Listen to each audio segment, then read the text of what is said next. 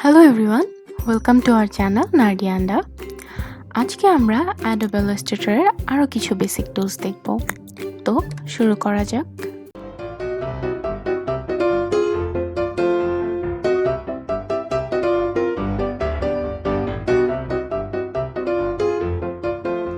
তো শুরুতেই আমরা দেখব ডিরেক্ট সিলেকশন টুল।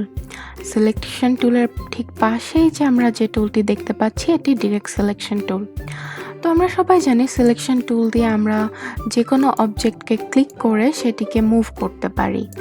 তো ডিরেক্ট সিলেকশন টুলের তাহলে কাজটা কি? ডিরেক্ট সিলেকশন টুল দিয়ে আমরা কোনো অবজেক্টের শেপ চেঞ্জ করতে পারি। আমরা যখন কোনো শেপ ড্র করি অ্যাডোব ইলাস্ট্রেটরে তখন সেই শেপের কিছু অ্যাঙ্কর পয়েন্ট ক্রিয়েট হয়। যেমন আমরা এখানে দেখতে পাচ্ছি এই রেক্ট্যাঙ্গেলটির 4টি অ্যাঙ্কর পয়েন্ট ক্রিয়েট হয়েছে।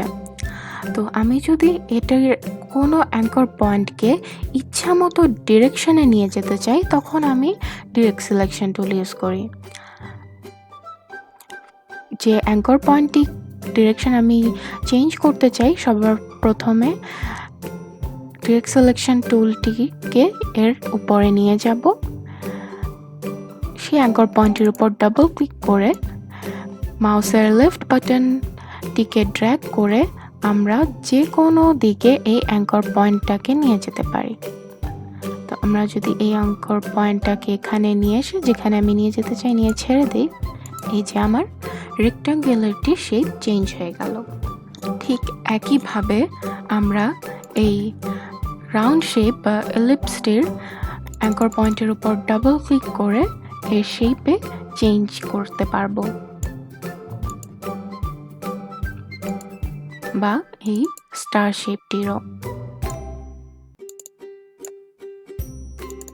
এছাড়া আমরা পেন টুল দিয়ে ক্রিয়েট করা যে কোনো কাস্টম শেপেরও অ্যাঙ্কর পয়েন্টটিকে সিলেক্ট করে এটির শেপে চেঞ্জ আনতে পারবো।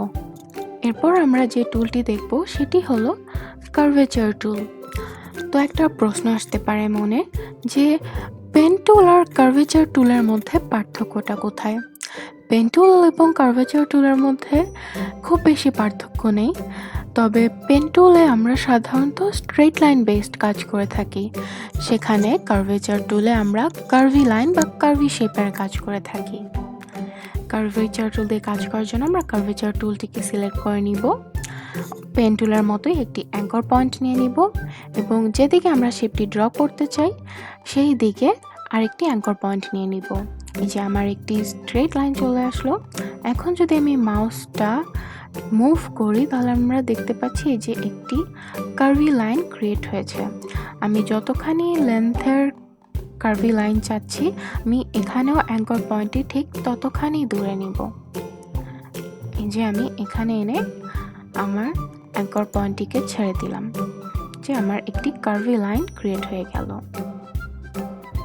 এরপর আমি যে দিকে যেভাবে শেপটি ড্র করতে চাই ওই দিকে মাউসটি মুভ করে মাউসের লেফট বাটনে ক্লিক করে শেপটি ড্র করে ফেলতে পারবো।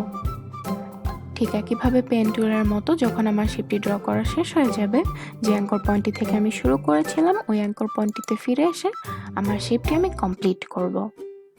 তো এখন আরেকটা প্রশ্ন আসতে পারে, তাহলে কি আমরা কার্ভেচার টুল দিয়ে কোনো স্ট্রেট লাইন ড্র করতে পারবো না?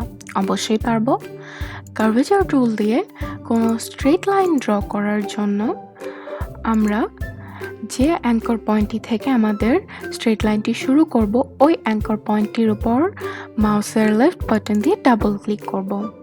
এই যে মাউসের লেফট বাটন দিয়ে ডাবল ক্লিক করার পর আমাদের একটি স্ট্রেট লাইন চলে এসেছে।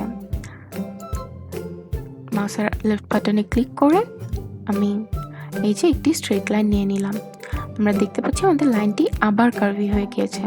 তো যদি আমরা পরের লাইনটিও চাই যে একটি স্ট্রেট লাইন হোক তাহলে আবার আমরা এই অ্যাঙ্কর পয়েন্টটির উপর ডাবল ক্লিক করব, যে আমাদের আরেকটি স্ট্রেট লাইন চলে এসেছে। তো আজকে এই পর্যন্তই।